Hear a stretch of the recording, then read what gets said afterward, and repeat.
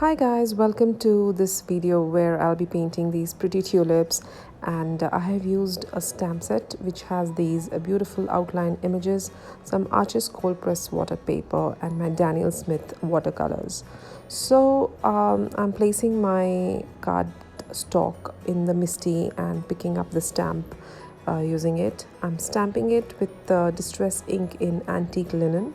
I'll try to stamp it twice so that I have a clear image of the stamp, because Arches watercolor paper is a little rough and textured, so you need to stamp it twice.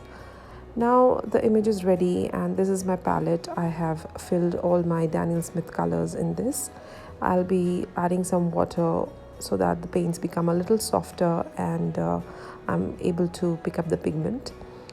To start with, I'll do the background wash first, and I'm using a stone grey for that, and I'll be adding it everywhere where the white areas are, and I'll be missing and skipping the green stems and the flowers.